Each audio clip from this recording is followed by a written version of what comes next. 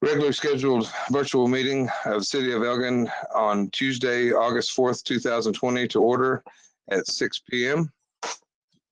We'll start with roll call. We'll go by ward, starting with Ward 1. Jessica? Vega here. Vincent here. Jones here. Oops, I'm sorry. Gonzalez here. Gonzalez here. Dennis here. Susie? Yes, I'm here. Okay. Here. Rachel's here. Guess that leaves me, doesn't it? Cannon Yeah. here. And I certify that we have a quorum. Let the record reflect Councilmember Lopez is absent with the explanation. Do I hear a motion to excuse Councilmember Lopez? So moved. A second. Vincent. Okay, I've got a motion by Councilmember Pinson and a second by Councilmember Dennis. If there's any other questions, we will call for a vote. Mary? Vincent, yes. Vega, yes. Jones, yes. Dennis, yes. Fraser, yes. Arriaga, yes. Gonzalez, yes. Cannon, yes. That passes unanimous. Let the record show that Councilmember Lopez has been excused. And that'll move us into the invocation. Mary, please lead us. All right. Let us pray. Our Father, who art in heaven, Lord, we come to you with bowed heads and humble hearts. Lord, we come thank you for the many blessings you bestowed upon us. Thank you, Lord, for blessing us to see another day. Pray your blessings upon this meeting and all that is in attendance. Bless each family that's represented here. Pray your blessings upon this city and its citizens. Bless us to conduct ourselves decently in order and take care of the business at hand for the city and its citizens. These and other blessings we ask in Jesus' name. Amen. Amen. Thank you very much. All right, so I'm going to recess the regular meeting at 6:03, enter into the public hearing at 6:03. And we've got one public hearing item. Number one, project number 202-00338, public hearing on an ordinance granting a specific use permit for medical facility use on property located at 902 West 2nd Street in A18, Burleson, Jonathan Acres, 17.8900, high school, being approximately 17.89 acres, City of Elgin, Bastrop County, Texas, and providing for a savings clause and repealing conflicting ordinances and resolutions. This was the item that we had previously discussed last week that we couldn't, weren't ready to hear because of notice. So has anybody signed up to speak at the public hearing, staff? They've not, Mayor, but we received a total of 4 public comments. 3 of those were from the same person.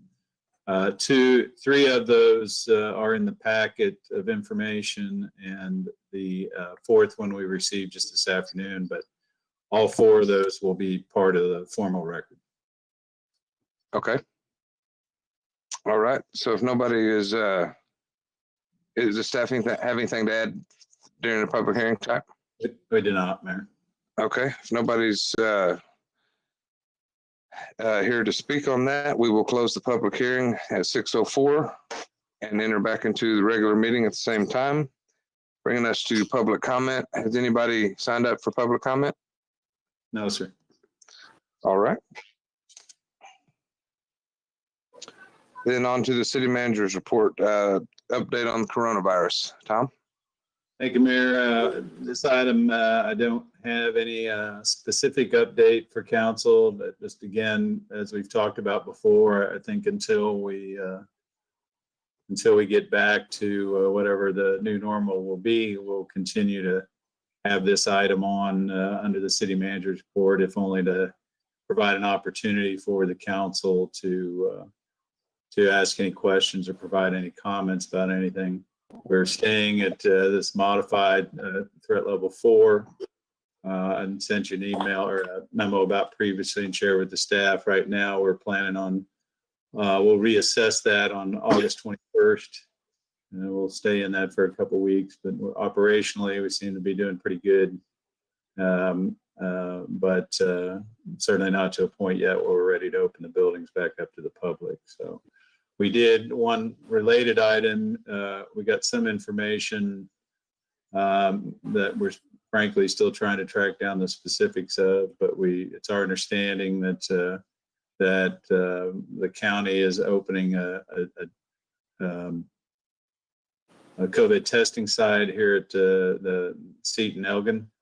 That'll be available to the public as they expand those efforts for testing, and we've gotten the information on a press release. We'll provide you more details on that as they become available. So other than that, Mayor, unless anybody had any questions or additional comments or information to share, that's all I had on that topic. Questions, council?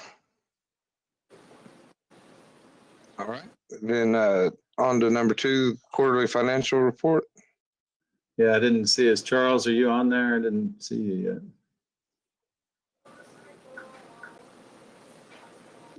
I'm here. Go ahead. Charles, this is our quarterly financial report that we share with council that we're required to, and we're just fulfilling that requirement. I'll let Charles speak to it. Yeah, I'd be happy to answer any questions. The only comment I have is that we're pretty solvent for this time of the fiscal year still, so that's a good thing. So, other than that, everything's pretty normal.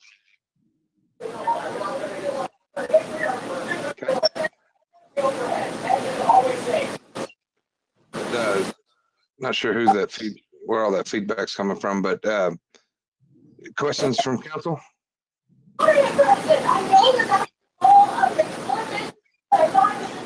Okay. Sorry, I can't hardly hear. I apologize. Then moving on to nothing else to add from staff? Not on that, Mayor. And then we don't have Activity more of a report unless anybody had any questions for me in general. That'd be all my report for this evening. All right, council. Well, congratulations. That is the fastest city manager's report we've ever had. Thank you all. Well, we've been working on the budget too much. We didn't have time to do anything else. I'm afraid you're going to catch back up with us on that. Okay, on to consent agenda. We only have the one item, which would be the item 1, the city council virtual regular meeting minutes for July 7th. Sue, I didn't see an email come across yet. Were you good with those? There was just one missing word, so I passed. Okay. All right. Then I'll entertain a motion to approve the consent agenda item as presented. So moved. So moved, Pinson. Who was that second? Anybody? Then Mary. Is that a second by Arriaga? I'm sorry. Second. I'm sorry. I'm hearing somebody and only seeing lips move on the other ones. So I've got a motion by Councilmember Pinson and a second by Arriaga. Are there any other questions? Michael, are you having any luck on finding out where all that feedback's coming? See if we can mute that. Okay. Motion by Pinson, second by Arriaga. I'll call for a vote. Mary? Pinson, yes. Vega, yes. Jones, yes. Dennis, yes. Frazier, yes. Arriaga, yes. Gonzalez, yes. Cannon, yes. And that passes unanimously. Thank you, council. On to new business.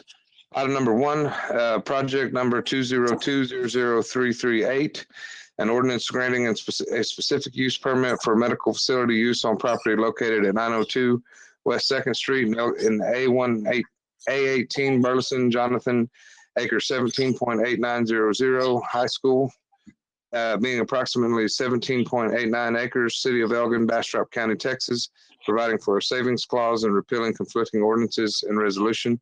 This is our public hearing comment. Tom? Thank you, Mayor. As Mayor Candace said earlier, this item is one that we had discussed a month ago.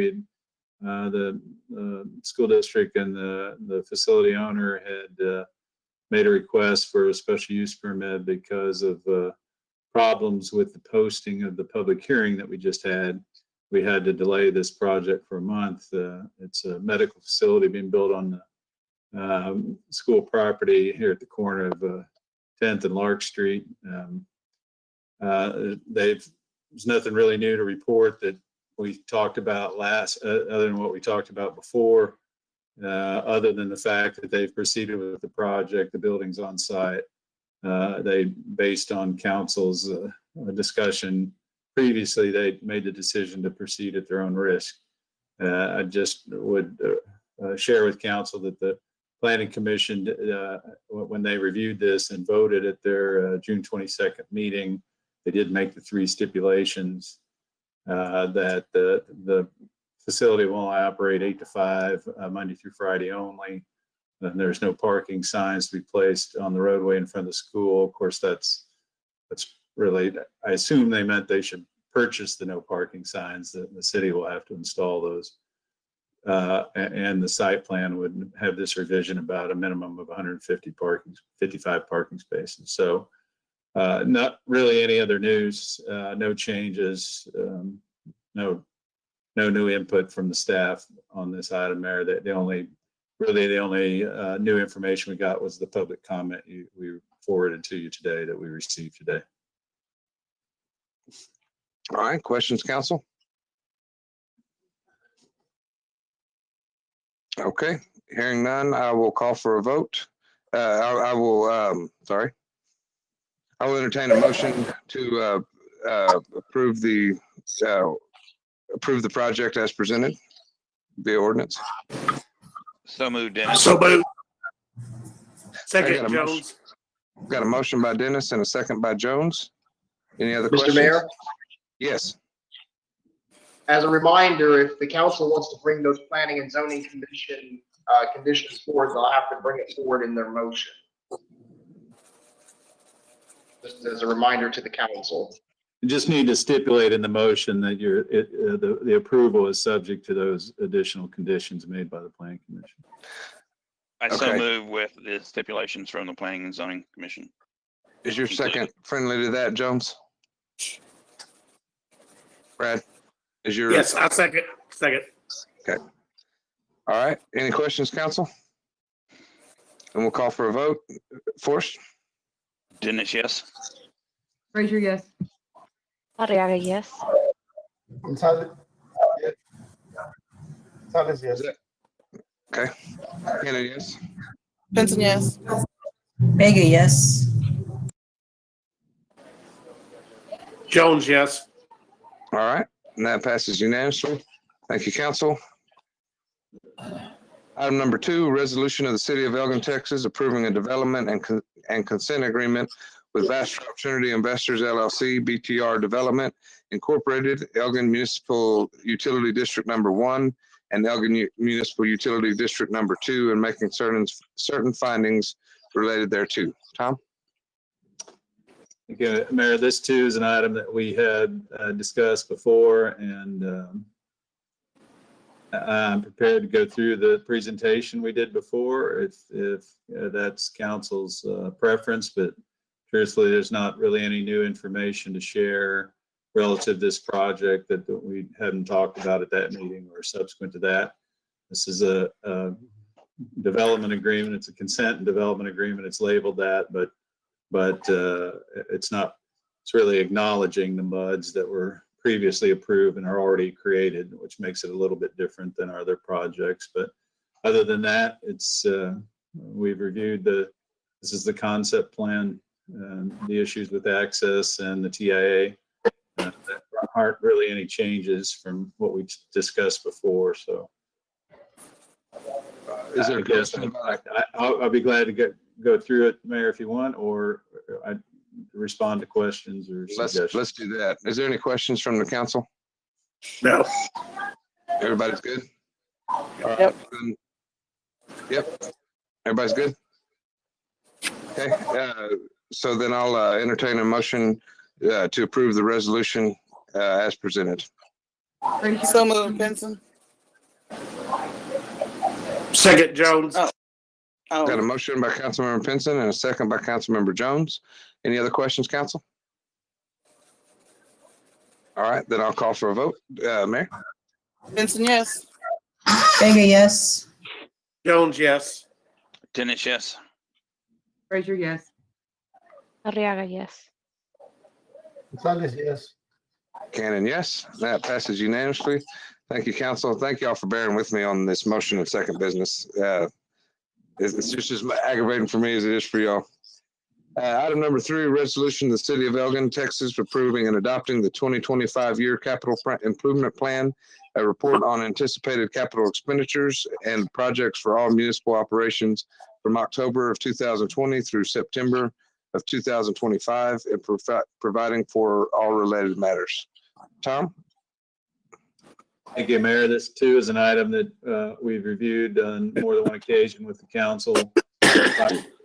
Our 2020 update of the 5-year capital improvement plan. It's a long-term strategic financial plan, but it does not authorize expenditures or appropriations. It's simply a plan to move forward with the many capital needs we have and projects. It's the total needs investment, 62 million. We've reviewed this before. I guess I would just say that these are the projects that we're planning on funding or happening starting this next year in the fiscal year. So probably the more pertinent projects in the plan.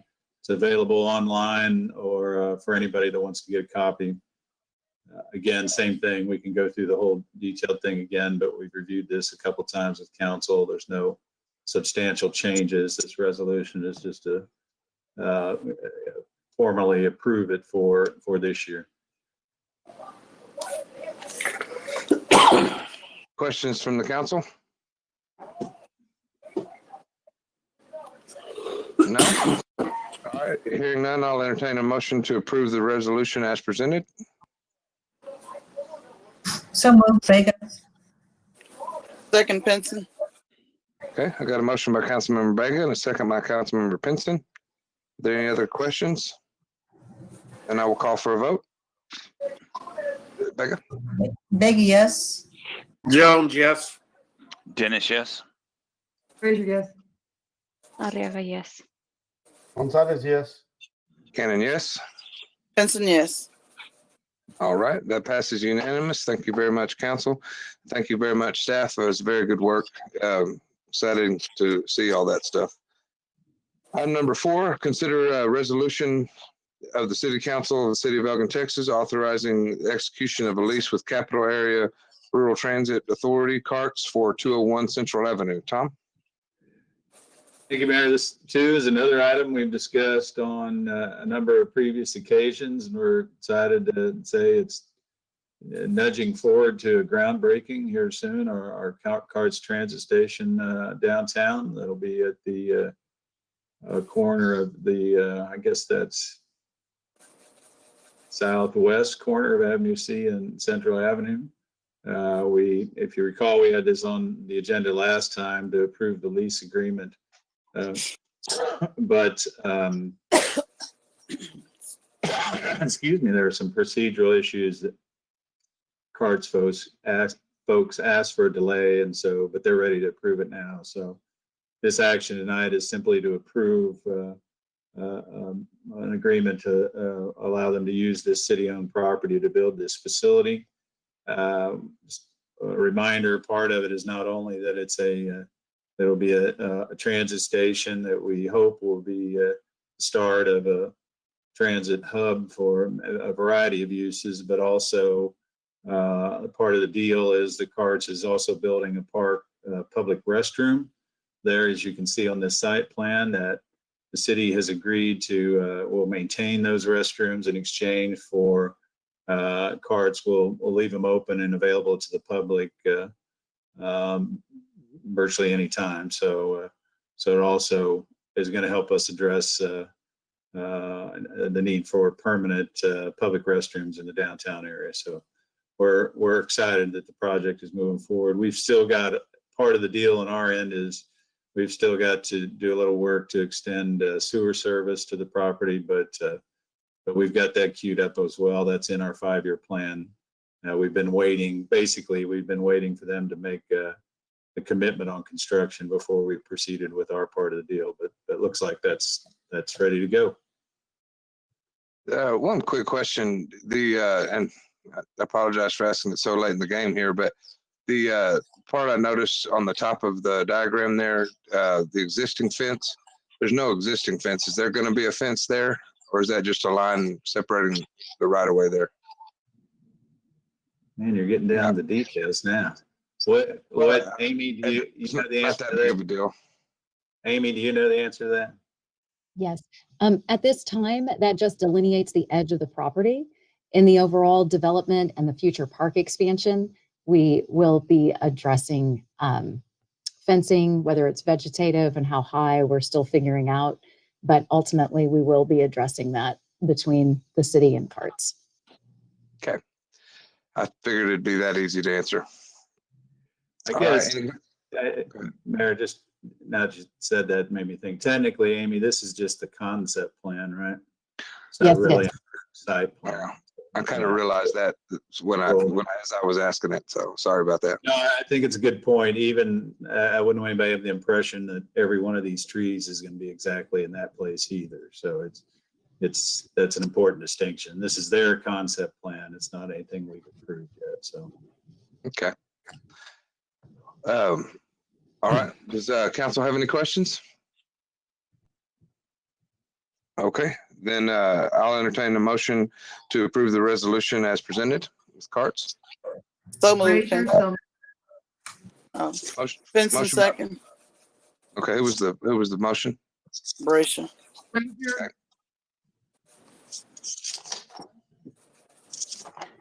I've got a motion by Councilmember Brazier and a second by Pinson. Any other questions? All right, I'll call for a vote. Sue? Frazier, yes. Arriaga, yes. Gonzalez, yes. Cannon, yes. Benson, yes. Vega, yes. Jones, yes. Dennis, yes. All right, and that passes unanimously. Thank you, council. Item number 5, resolution of the city of Elgin, Texas, authorizing the submission of an application for financial assistance from the State Infrastructure Bank COVID-19 response, authorizing the city manager to act as the city's executive officer and authorized representative in all matters pertaining to the city's participation in the application for financial assistance from the State Infrastructure Bank COVID-19 and making certain findings related thereto. Tom? thank you, Mayor. This is a routine procedural item where submit an application for funding requires a resolution from the council authorizing that. Where this is, frankly, this infrastructure bank is something we just found out about in the last couple of weeks. They have some really attractive interest rates on money. Actually, we think there's a chance that we might need and be able to borrow some very cheap money here to primarily we're thinking about the County Line Road extension. But this action here tonight simply is the formal authorization to allow us to apply. We're not sure from staff standpoint if we're even going to recommend we use this money if we got approved for it. We're just taking the next step in the process to look into whether or not it's something that'll work for us. Okay. Questions, council? All right, then I will entertain a motion to approve the resolution as presented.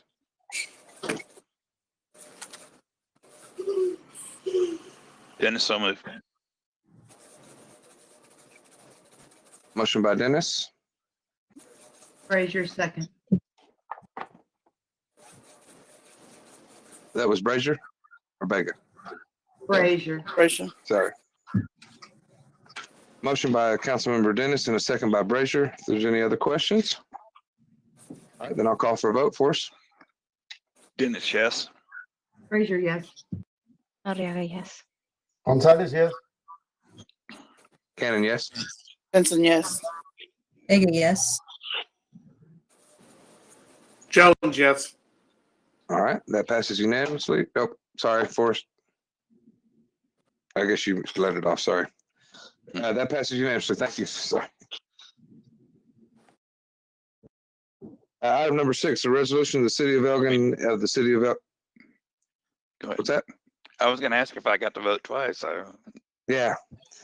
Item number 6, a resolution of the city of council of the city of Elgin, Texas, authorizing the submission of a Texas Development Block Grant Program application to the Texas Department of Agriculture for the Main Street Fund, and authorizing the mayor and city manager to act as the city's authorized representatives in all matters pertaining to the city's participation in the Texas Community Block Grant Program. Tom? Thank you, Mayor. Actually, this item and the next one are related. Our sidewalk lady is at it again, and Amy's got another couple grant application project that we're excited about. I'm just going to let her speak to these items. Thank you. So this is a Texas Capital Fund grant that restricts the geographic area where we can apply for funding to the Main Street area. And so we're focused on doing a project in that downtown Main Street area overall district. And we had looked at this at your last meeting when we looked at a citizen participation plan, and we looked at the Main Street area overall. This exhibit shows you where the new sidewalk would be placed. The intention here is to connect the visitor center to the new cart stop and continue to Avenue A, and then come back on Depot Street, connecting to the police department and advocacy outreach, and then also doing work on Avenue C to again connect to the new cart center and those public restrooms. The overall plans related to this property are to make, it's all owned by the city of Elgin in that middle area, and it is slated in the 5-year plan and in the Sustainable Places plan to be future public space, in particular expanded park space, the carts transit stops, some additional parking. And so these sidewalks are a major element that helps move that ultimate improvement along for the downtown area.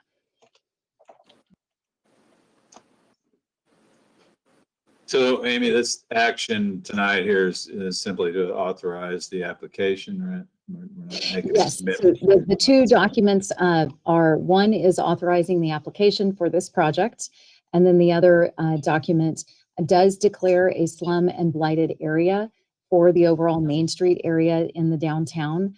That is a requirement under the Community Development Block Grant funding.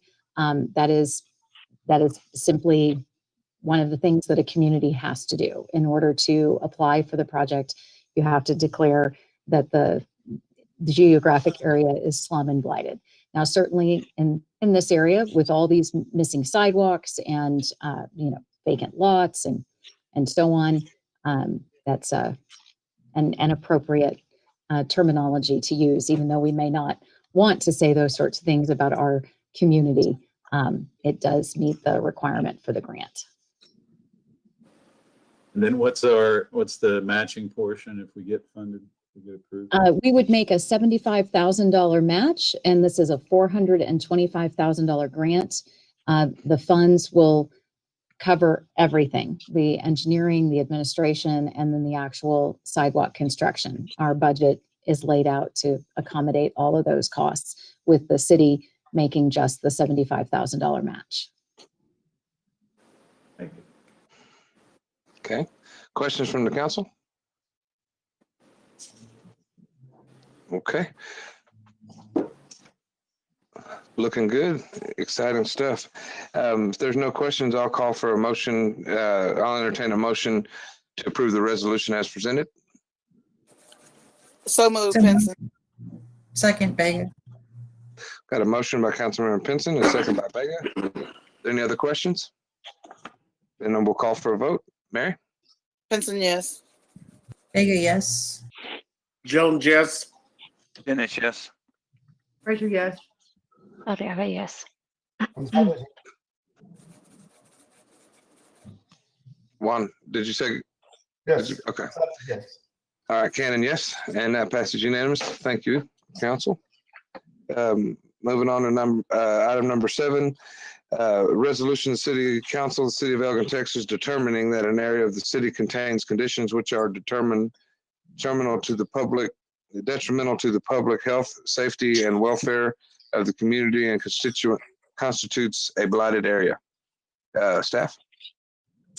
Mayor, it's just an addition to the application, as Amy said. It's not an attractive thing to say, but we do need to formally make this declaration to qualify for the grant. Does council have questions regarding that? All right, then I will entertain a motion to approve the resolution as presented. So moved, Benson. Second, Vega. Okay, got a motion by Councilmember Pinson and a second by Councilmember Vega. Any other questions? And we will call for a vote. Mary? Benson, yes. Vega, yes. Jones, yes. Dennis, yes. Frazier, yes. Arriaga, yes. Gonzalez, yes. Cannon, yes, and that passes unanimously. Thank you, council. Thank you, staff. Amy, thanks for all that work. Item number 8, a resolution to allow for an extension of the approved development agreement between the city and Novinger Resources Incorporated in accordance with section 6.01 of the development agreement. Tom? Thank you, Mayor. This is another routine procedural item. This has to do with the Elm Creek mud. There's a standard provision in the mud agreements that require them to be revisited and reapproved or authorized extensions. That'll be the same thing with the other new muds. In this case, however, Elm Creek, our only relationship with them is for the provision of sewer services. Obviously, they've moved forward the project, so this is just a formality for us to that they've requested, but is in accordance with the agreement. Okay. Questions by the council? All right, hearing none, I'll entertain a motion to approve the resolution as presented. So moved, Benson. Second. Arriaga. I've got a motion by Councilmember Pinson and a second by Arriaga. Any other questions? Then I'll call for a vote. Mary? Benson, yes. Vega, yes. Jones, yes. Dennis, yes. Frazier, yes. Arriaga, yes. Gonzalez, yes. Cannon, yes. And that passes unanimously. Thank you, council. Item number 9, an ordinance of the City of Elgin, Texas, amending ordinance number 2020-01-21-04. The order of the May 2nd, 2020 election to be held on November 3rd, 2020 for the purpose of electing certain officials. Tom? Thank you, Mayor. This is a kind of a cleanup formality for us. If you recall, council passed the original ordinance calling for the election in May. We then following the governor's direction, passed a resolution delaying the same election until November. And so this ordinance is just the formality of recalling that election for November 3rd. Okay. I thought we did that last month. We didn't do this last month? We did the last couple of months, we've done election contracts for election services. Oh, okay. This is I think that's what you're thinking about. This is the formality actually calling the election. Notice to the people, yeah. Right. All right. Okay. Any other questions? Good question. Any other questions? All right, hearing none, I'll entertain a motion to approve the ordinance as presented. So Right. moved. Okay. Benson second. Who was that motion? I believe Vega. Jessica? Vega, was that you? Sue. It was Sue. Sue. Brazier. Oh, Brazier. It's Okay. Sue. Okay. Benson I second. got a motion by Councilmember Brazier and a second by Councilmember Pinson. Mhm. Any other questions? And I'll call for a vote. Sue? Frazier, yes. Arriaga, yes. Gonzalez, yes. Cannon, yes. Pinson, yes. Vega, yes. Jones, yes. Dennis, yes. All right, that passes unanimously. Thank you, council. On to item number 10, presentation of the proposed fiscal year 2020 through 2021 City of Elgin annual operating budget. Tom? Thank you, Mayor. This is the part where I'm going to make up for that short manager's report. I had a feeling. I know. I know you were counting on that, so. Just remember, we got a lot of other meeting dates for this. I assume everybody got their hard copy of the budget. We were able to get them delivered today, and hope everybody got theirs. As you can tell, this is a lot of work, but we're pleased to present this budget as we move on to another year. Actually, it's a big, exciting year for us. As always with their budget, I feel compelled to remind folks it's a zero-based balanced budget. With the comprehensive review of all departments and operations. Our primary goal is always to maintain existing service levels, but improve or enhance where we can. This particular budget includes no proposed increase in the property tax rate or basic utility rates. No deficit spending or no utilization of fund balance for operating expenditure. We think we've still taken a relatively conservative view of the coming year, yet we think it's important that we recognize that economic growth should continue. This graph shows the general view of all funds, all appropriations. They're just under 19 million for this year. Obviously, the general fund is the biggest part of that. And we'll get into the details of that a little more. But as we start this project to look at our coming year, we're obviously in a very unique and unprecedented time. It not only in the fact that we're dealing with the same issues everybody is personally across the nation and individually and as a city, but it's unique to Elgin in the sense that our growth and advancement from small rural towns is continuing. We have 4 new residential developments that are engaged in different type of construction right now. And we're thinking at least 3 more of those should start construction in the next 6 to 12 months.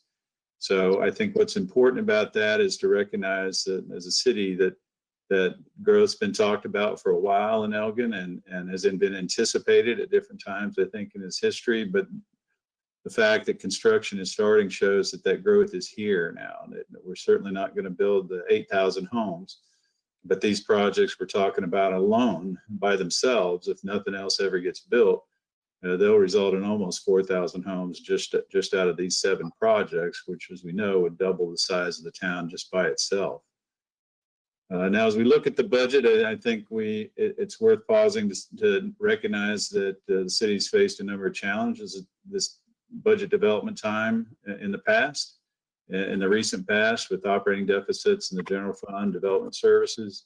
We've had problems with our unencumbered fund balance, but the council had made some tough decisions in recent years, and those issues have been addressed. And so far as we get our loan paid back from the EDC of the $2 million, we feel really good about our financial standing overall right now. We're in a good place fund balance wise, and we're in a good place in the operating fund wise, so much so that we're anticipating operating surplus in both the general fund and utility fund through the end of this year. Obviously, though, we can't talk about next year and how we'll move forward operationally or financially without considering the impacts of the COVID-19 pandemic. And as much as we can project and want to believe our glass is way over half full, the uncertainty of that environment has to be recognized in virtually any type of planning that we do now. The COVID obviously it continues to impact our ability to deliver services and maintain a safe working environment for employees.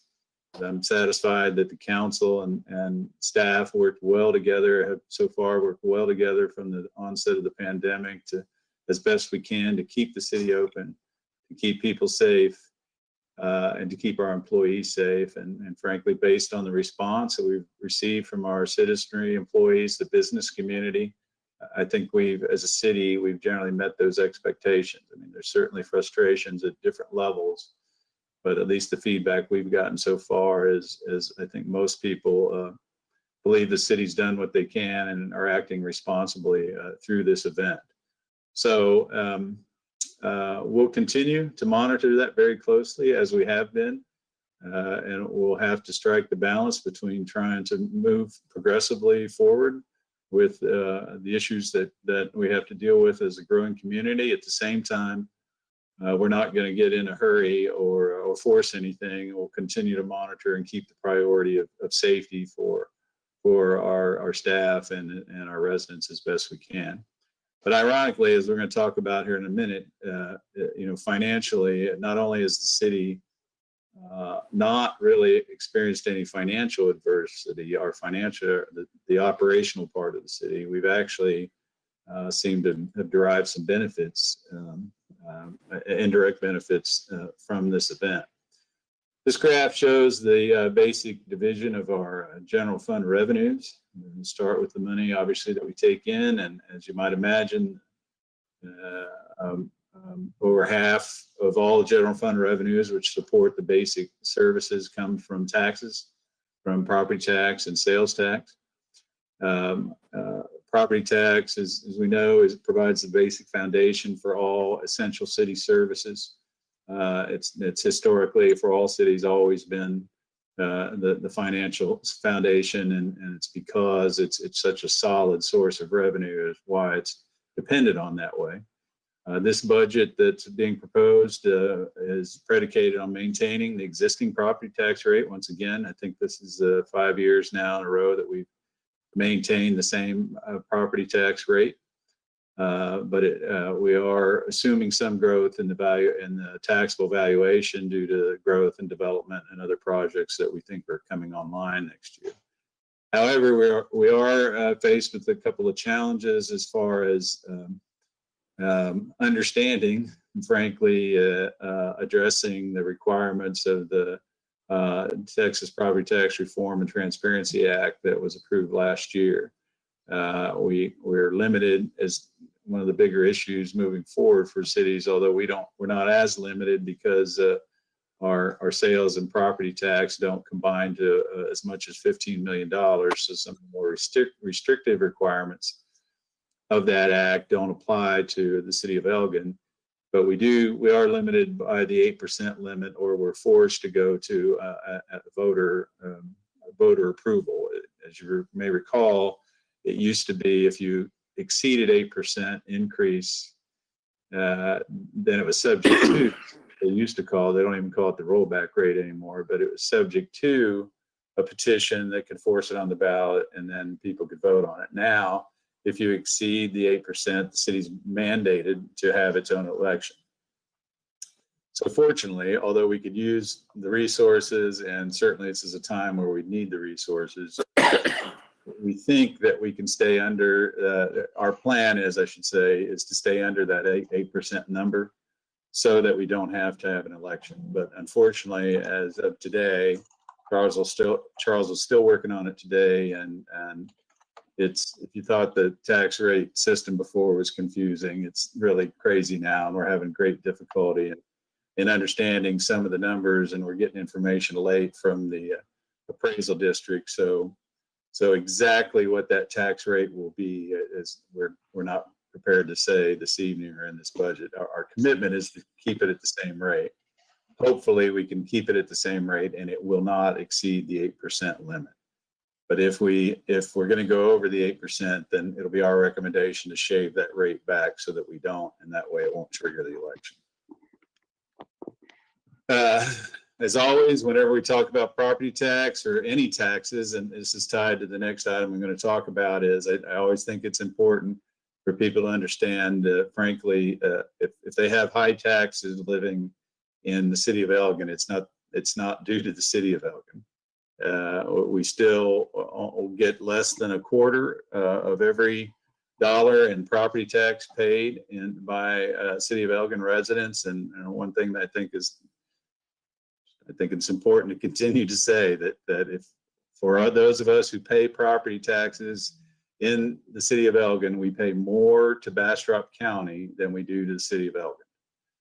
Then I think after that, everyone can assess for themselves who they get the most services from. So I'll stop there. The next item I want to talk about is sales tax. Again, obviously the second biggest financial source for our general fund services.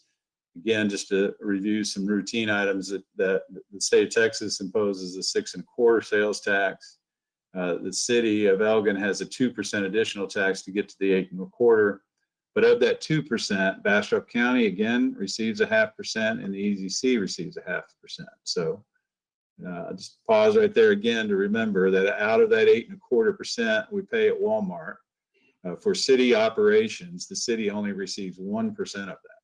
So again, when people, I think when we want to talk about tax dollars here and how high taxes are and who's making the best use out of them, I think it's just important for people to remember the city gets 21 cents out of every property tax dollar that's paid, and we only get 1% of that 8 1/4% that people pay in sales tax. So when you consider that we only get a portion of those tax dollars, I think the city is to be commended for the amount of services we provide in exchange for that. But the interesting thing as we look at this next year's budget is that while we've seen a very steady increase in our sales tax revenue over the years, this graph shows a very steady increase. We're experiencing a very big, unusual bump in this year's sales tax that actually presents a little bit of a challenge as we try to project out into next year and what we anticipate our revenue to be then. So what seems to us to be an obvious kind of result of the COVID-related travel restrictions, where people have stayed home more and obviously have shopped more locally more often. We've reached some interesting milestones in the city's history of sales tax revenue. Number one, we're currently projected to exceed total sales tax collections of over $2.5 million through the end of the year, which will by far that's at least 10, maybe 15% above any one year the city has ever experienced. In March of this year, our total collections were $301,448. That's the highest month, 1 month total the city's ever experienced. And it's the first time we've actually exceeded $300,000. And in fact, in the city's history, there's only 4 times where the combined sales tax revenue in any 1 month exceeded $200,000. And in the first 10 months of this fiscal year alone, we've had 7 months where we've exceeded 200,000, and 2 of the other months were at 194,000 or more. So it's pretty clear that's well, obviously there's not much else going on, so it's fairly simple to realize this has to be impact from COVID stay at home. Now, it certainly gives a whole new meaning to the shop at home campaigns we've had before, and I think as the dust clears and we move on forward, we don't want to forget this clear and tangible information that we've received from this. Typically, shop at home campaigns, I think people have a tendency to view those as for small businesses, and certainly that's the focus. But certainly in my professional experience, this is the first time we've had this kind of specific data to show it really can make a dramatic difference in city funds. Obviously, our biggest two tax generators, sales tax generators, are HEB and Walmart. It's not that hard to figure that out. But what this information tells us, I think, is that means we have a lot of residents that they're certainly shopping at HEB and Walmart. They're just doing it in other places. If we can get people to be a lot more disciplined about making sure they do that shopping here at our Walmart and HEB, this is clear evidence that can make a dramatic difference in available funds for the city. And anytime you can grow sales tax, that always takes pressure off the property tax. So this is an interesting twist that's in our budget this year. But part of this issue, I think, moving forward is we've decided it's still as optimistic as we want to be. It's still not reasonable, we think, to project that kind of increase will continue through the whole next fiscal year. So taking this conservative approach to it is why we've included in the budget a 6% decrease, actually, is what we're anticipating for next year, not an increase. So that's why this graph takes a turn right at the end. But as you can see, it still represents progressive growth from where we've been in the past. So we think it's a pretty good estimate, but truthfully, it remains to be seen how those things will go. The good news is it's not going the other way, which is what many other cities are facing right now. As it relates to expenditures in the public works or in the general fund department, this is how the expenditures break out. The general fund budget's just under 10 million. Again, it shouldn't be a surprise to see that the vast majority of the budget, 70% of the budget, is devoted to public safety and to public works.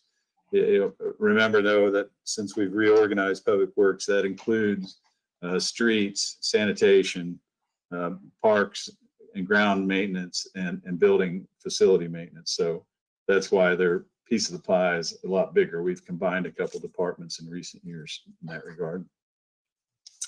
New to this year's budget is the Internal Services Department. This is a concept that's utilized by many operations that have a significant kind of across the board investment in fixed assets that affect multiple departments and part of the operation. In our case, obviously, information technology, vehicles and equipment, and buildings and facilities are something that cross all departmental lines, and are things that obviously the city probably has its biggest single investment in. So in fact, now, I don't know if it surprises you to know that the city has nearly 100 pieces of equipment, motorized equipment and vehicles, and we have a dozen different buildings and facilities that we have to maintain. So previously, all of those things have been broken down department by department, and procurement of supplies and maintenance, bidding, all those things were done by individual departments, and frankly, that created a kind of a unbalanced system and inconsistent system. So what we're proposing to do with this Internal Services Department is to combine those efforts under one roof, and will provide a much more cost-effective approach. Now, we'll still use the system to charge back to the individual departments, so we'll still be able to maintain costs and maintenance expenditures and on a departmental basis. But from a management perspective, we'll manage the maintenance of vehicles, maintenance of equipment, IT operations, all those things in a much more citywide, comprehensive basis. We have proposed the inclusion of a new administrative assistant position to help manage this department, but there'll be no other direct cost impacts with the Internal Services Department. Staffing, we're in the service business, so obviously our staffing kind of drives all of our expenditures. This budget includes funding up to 134 total employees, 98 of those being full-time positions. We're proposing to add 6 new full-time positions as listed here in various departments. We're adding 2 new patrol officers, positions, but they won't start until January. Also related to employee is compensation. The council knows we've talked about this for the last couple of years, and this is basically what we've included in the budget this year is an extension of what we had planned for last year. But we had a system in place that council had approved that we would review compensation policies and levels for all employees, complete that analysis, and then implement some adjustments in the spring. Well, then COVID came along, and that effort quickly got pushed aside while we've been dealing with that. So basically, we have been able to move forward with the analysis of all compensation levels.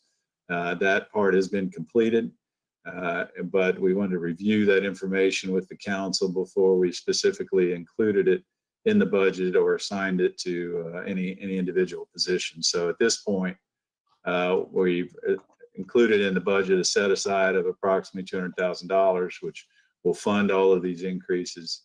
And the vast majority, while there are some employees, as we knew, the chips fall where they may on this analysis, that there'll be some recommendations on increases that'll be greater than others. But we think the vast majority of employees will at least get a 2% increase through this effort, which is planned to be implemented right away at the beginning of the fiscal year. But because of that, that everybody is going to get something, we think that that the pay adjustments will be done this year in lieu of any kind of cost of living or any kind of other pay adjustment. And just to clarify, council may recall that the council approved and committed to a different pay plan for EPD employees. So the police officers will not be included in this effort. They've received pay increases the last 2 years when others didn't. But there is another 2% increase in the budget for officers and telecommunications employees. And then on a related note, our employee health insurance costs, which we've had to deal with, has been a problem the last couple of years. We think there's a slight increase probably on the horizon for ORS, but it's such amount that I think the city can absorb it. And so at this point, we're not anticipating any increase for the employees on the health insurance. And then a couple items just to mention in closing, our utility rates. Because we've made some increases and stabilized that fund over the last 2 years, including the addition of debt service and addressing some operating deficits.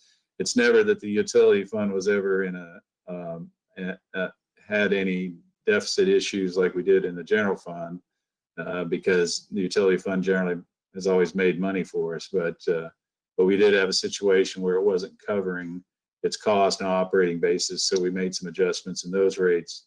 But because of that, now we're in a good spot, and we're still. It may include a small adjustment, but right now we're thinking that there won't be any increase in utility rates from the city standpoint.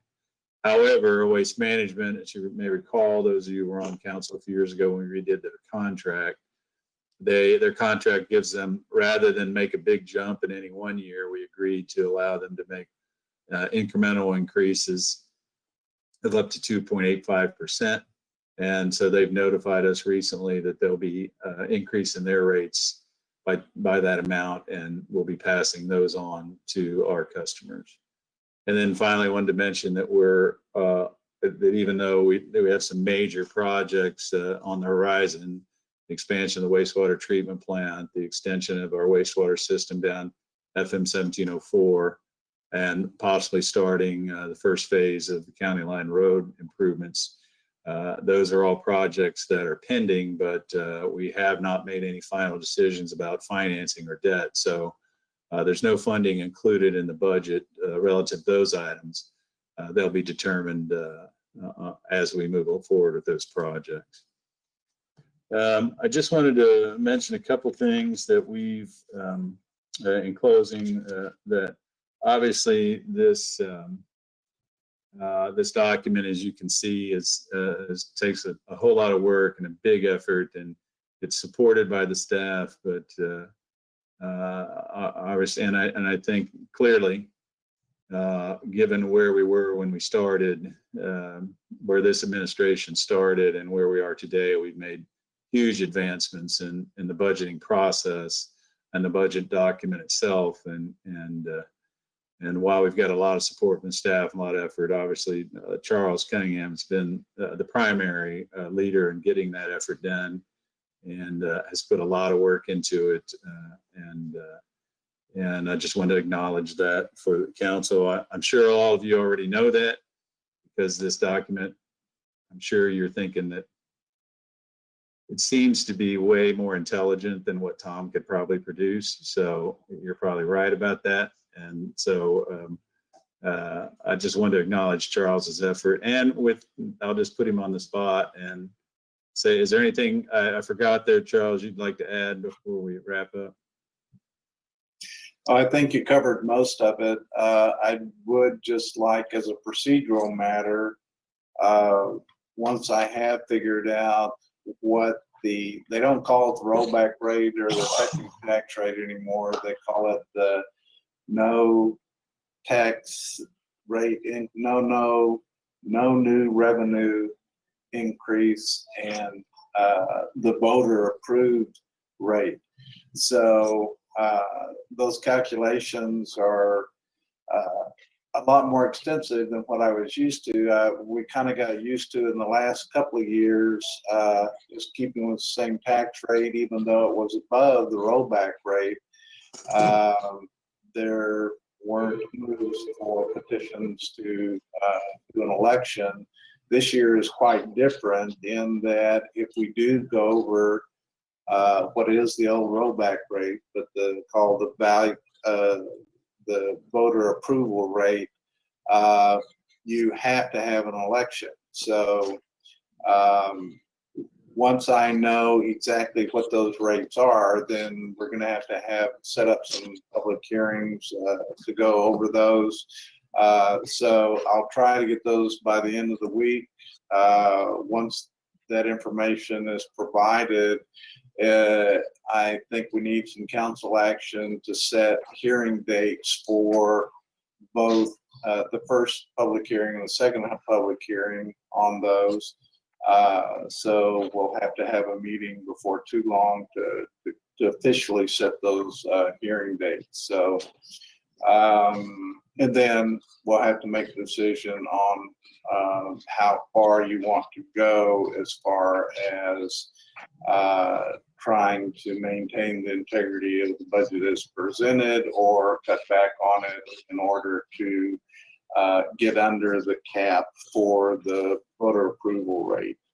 But that will be coming up in the next week or two. Is that clear? It's as clear as any part of that tax rate stuff is. It's confusing for everybody, and it's really, especially when it comes down to being the people that are supposed to be able to explain it before Charles and I, it's really frustrating. But yeah, that's good.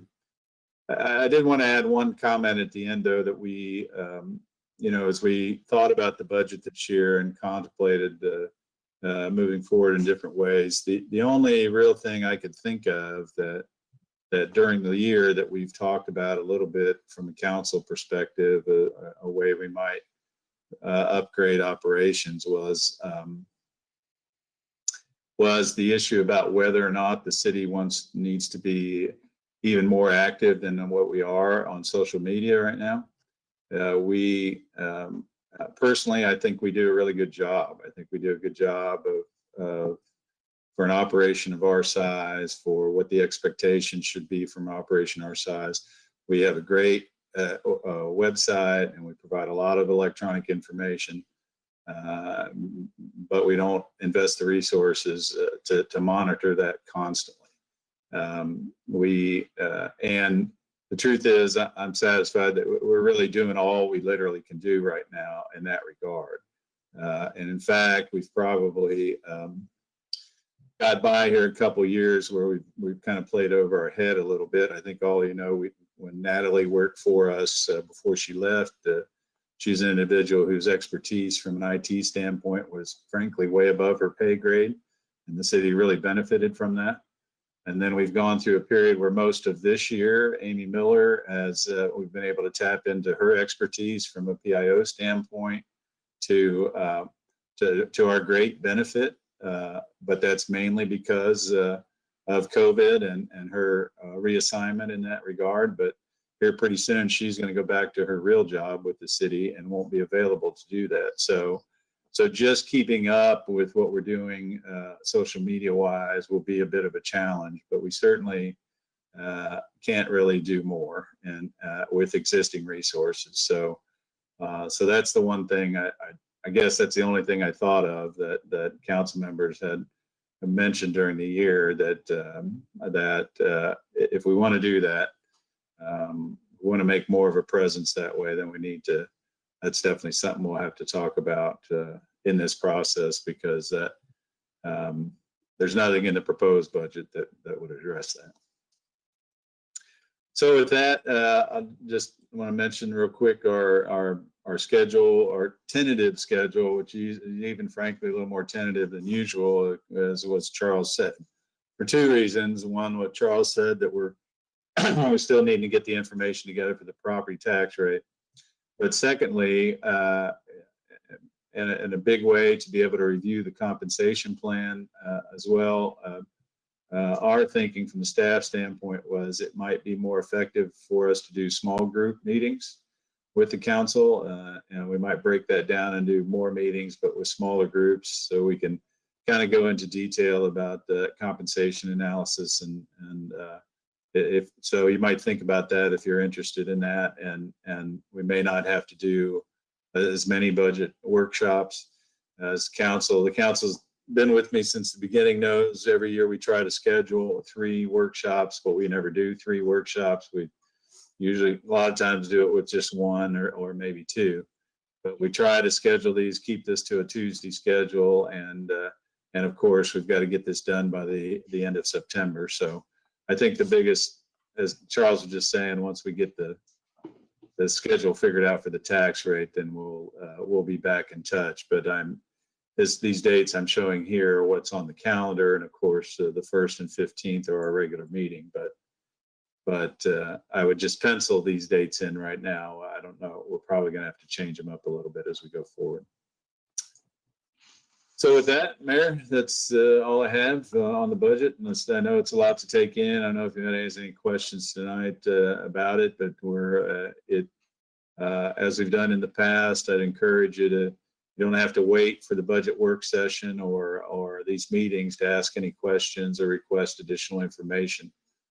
Just give us a call if you have any of those questions, or we can help you out with any of that. But with that, that's our presentation. Be glad to try to answer any questions.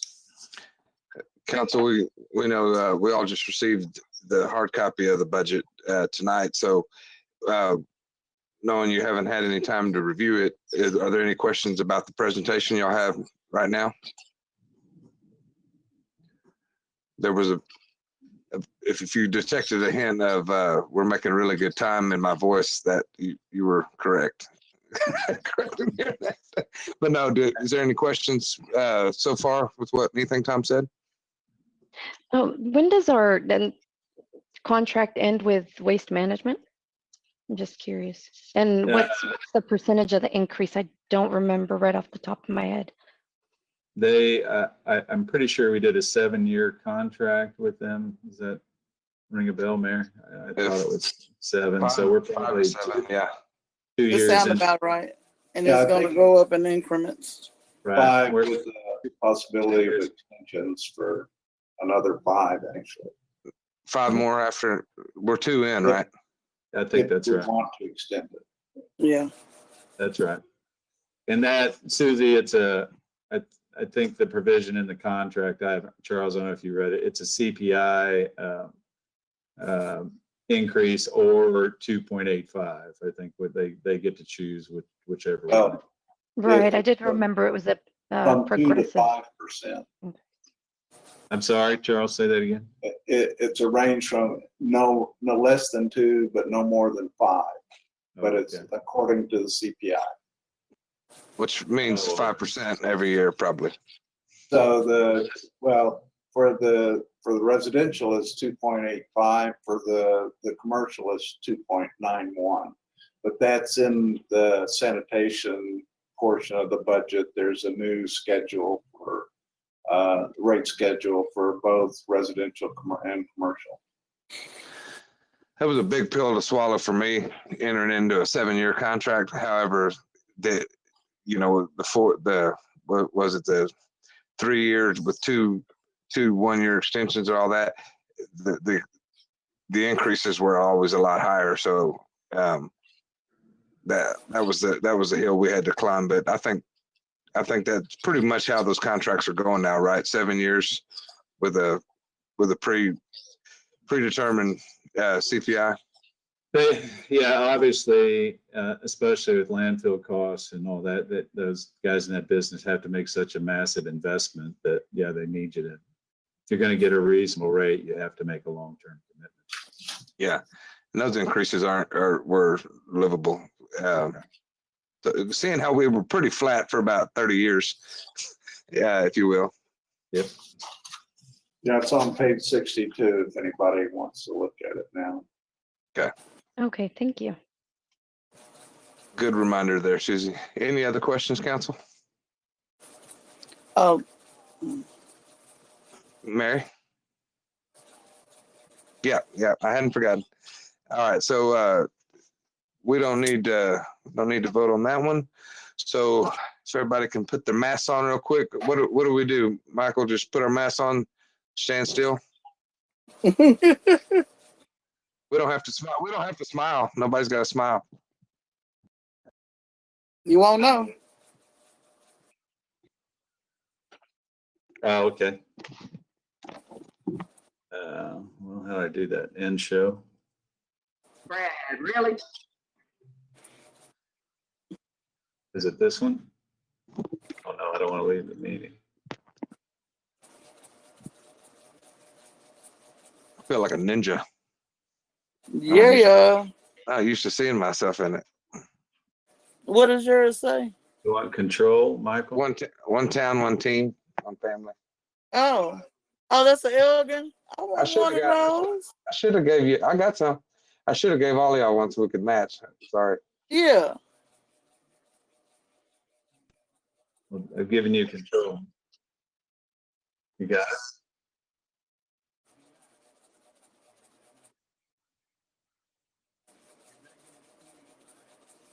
Can you get mine off there?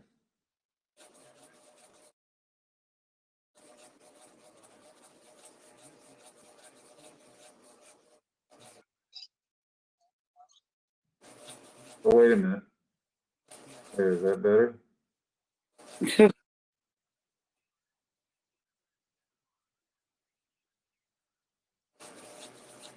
Can't you change just what yours looks like, Michael? Your screen.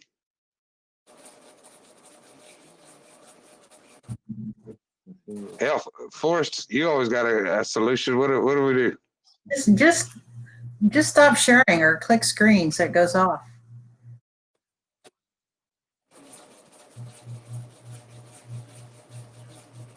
I guess everybody could do a selfie and text it to you. You could Photoshop us.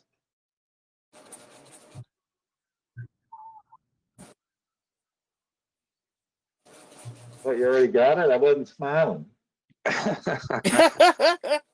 So, is there anything more that we can do for this campaign? Amy, you on there? I sure am. It would be greatly helpful if you guys could send me a selfie or have a friend or family member just take a headshot with you wearing your face covering.